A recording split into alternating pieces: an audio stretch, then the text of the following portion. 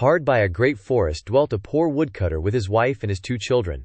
The boy was called Hansel, and the girl Gretel. He had little to bite and to break, and once when great dearth fell on the land, he could no longer procure even daily bread. Now when he thought over this by night in his bed, and tossed about in his anxiety, he groaned and said to his wife, "What is to become of us? How are we to feed our poor children, when we no longer have anything even for ourselves?" "I'll tell you what, husband," answered the woman. "Early tomorrow morning we will take the children out into the forest to where it is the thickest. There we will light a fire for them, and give each of them 1 more piece of bread. And then we will go to our work and leave them alone. They will not find the way home again, and we shall be rid of them." "No, wife," said the man, "I will not do that. How can I bear to leave my children alone in the forest? The wild animals would soon come and tear them to pieces." "Oh, you fool," said she. "Then we must all 4 die of hunger. You may as well plane the planks for our coffins." And she left him no peace, until he consented. "But I feel very sorry for the poor children, all the same," said the man. The 2 children had also not been able to sleep for hunger, and had heard what their stepmother had said to their father. Gretel wept bitter tears, and said to Hansel, "Now all is over with us." "Be quiet, Gretel," said Hansel. "Do not distress yourself. I will soon find a way to help us." And when the old folks had fallen asleep, he got up, put on his little coat, opened the door below, and crept outside. The moon shone brightly, and the white pebbles which lay in front of the house glittered like real silver pennies. Hansel stooped and stuffed the little pocket of his coat with as many as he could get in. Then he went back and said to Gretel, "Be comforted, dear little sister, and sleep in peace. God will not forsake us." And he lay down again in his bed. When day dawned, but before the sun had risen, the woman came and awoke the 2 children, saying, "Get up, you sluggards! We are going into the forest to fetch wood." She gave each a little piece of bread, and said, "There is something for your dinner, but do not eat it up before then, for you will get nothing else." Gretel took the bread under her apron, as Hansel had the pebbles in his pocket.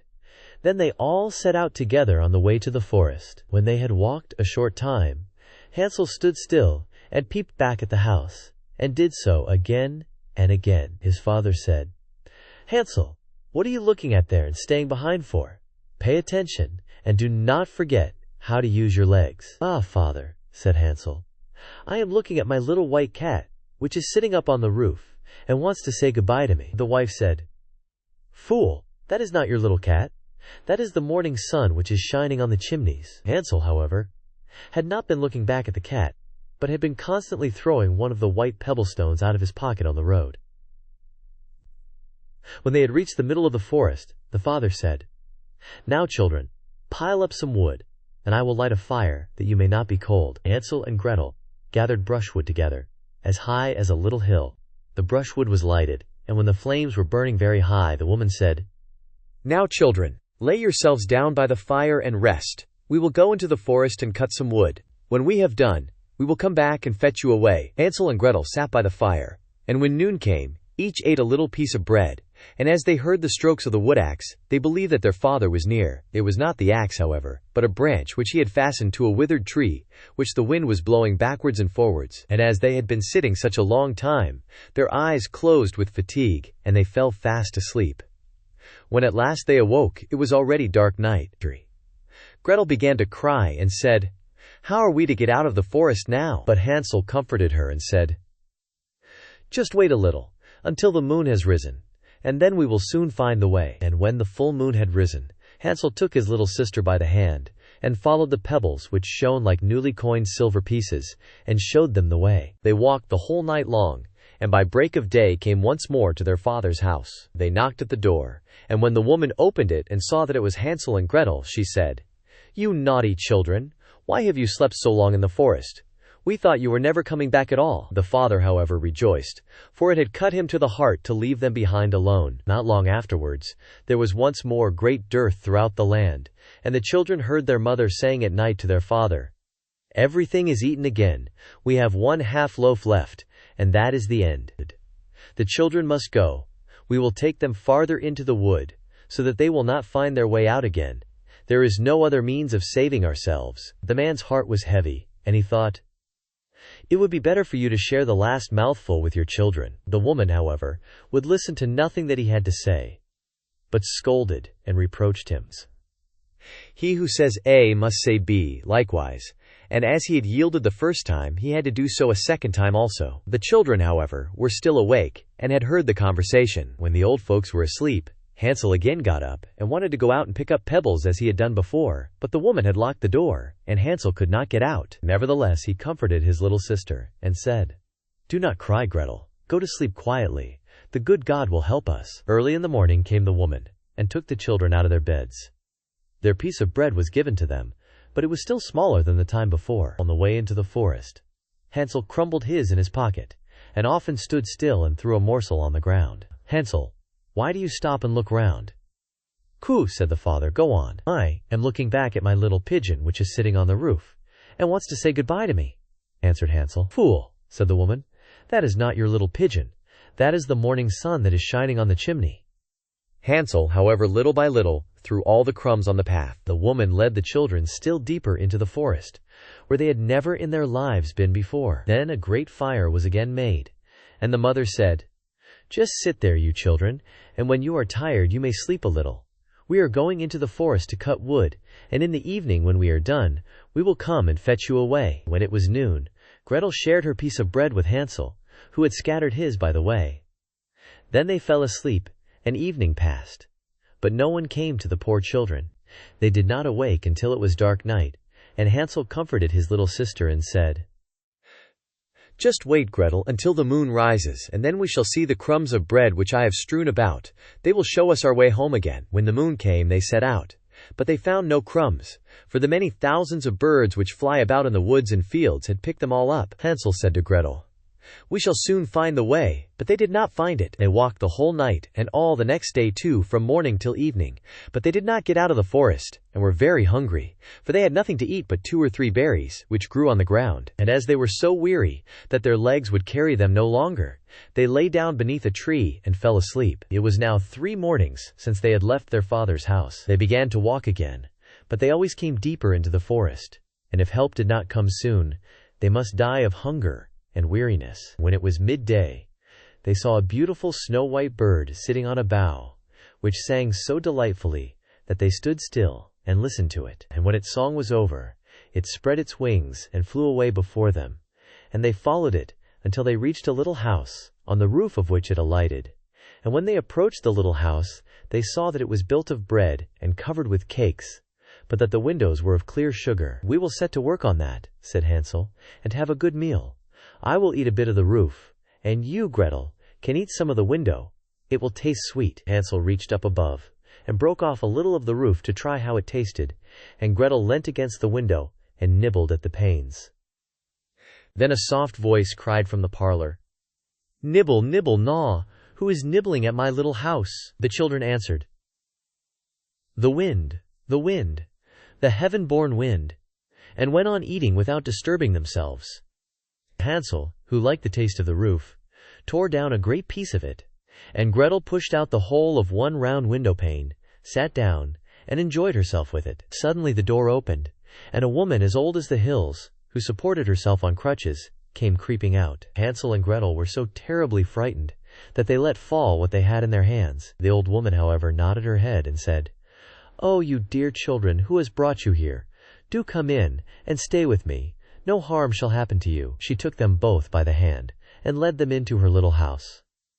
Then good food was set before them, milk and pancakes, with sugar, apples, and nuts. Afterwards, 2 pretty little beds were covered with clean white linen, and Hansel and Gretel lay down in them, and thought they were in heaven. The old woman had only pretended to be so kind.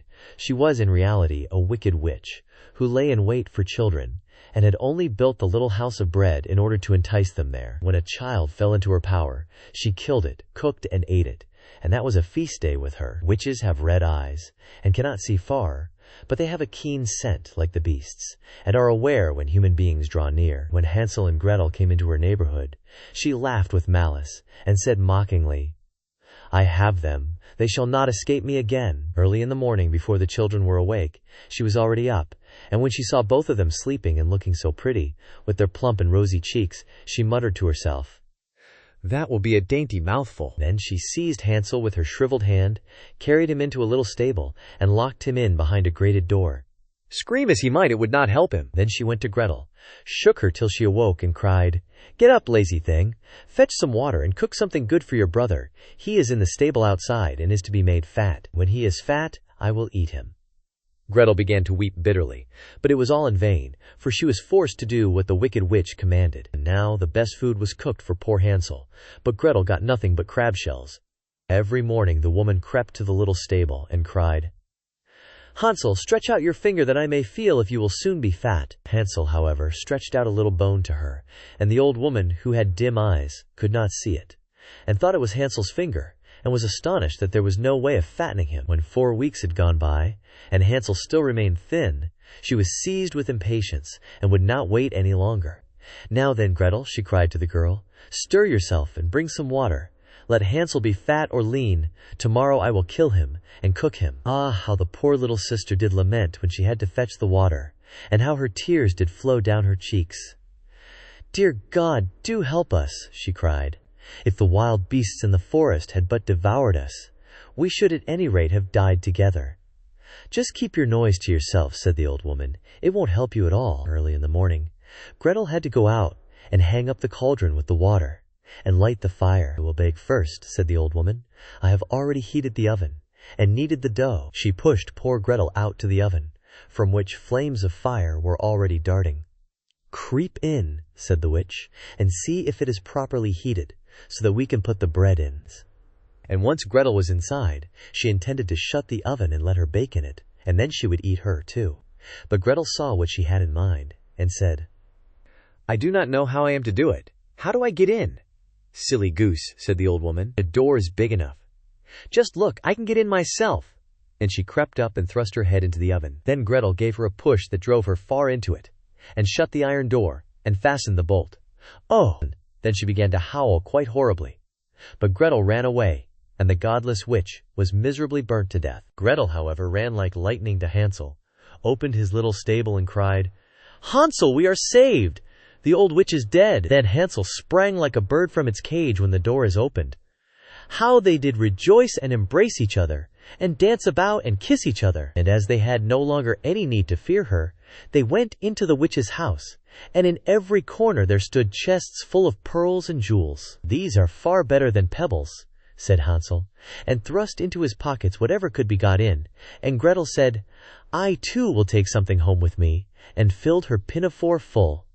"But now we must be off," said Hansel, "that we may get out of the witch's forest." When they had walked for 2 hours, they came to a great stretch of water.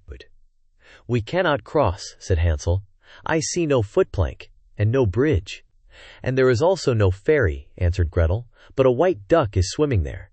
If I ask her, she will help us over." Then she cried, little duck, dost thou see? Hansel and Gretel are waiting for thee. There's never a plank or bridge in sight. Take us across on thy back so white." The duck came to them, and Hansel seated himself on its back, and told his sister to sit by him. "No," replied Gretel, "that will be too heavy for the little duck. She shall take us across, one after the other." The good little duck did so, and when they were once safely across, and had walked for a short time, the forest seemed to be more and more familiar to them, and at length they saw from afar their father's house. Then they began to run, rushed into the parlor, and threw themselves round their father's neck. The man had not known one happy hour since he had left the children in the forest. The woman, however, was dead. Gretel emptied her pinafore until pearls and precious stones ran about the room, and Hansel threw one handful after another out of his pocket to add to them. Then all anxiety was at an end, and they lived together in perfect happiness. My tale is done. There runs a mouse. Whosoever catches it may make himself a big fur cap out of it.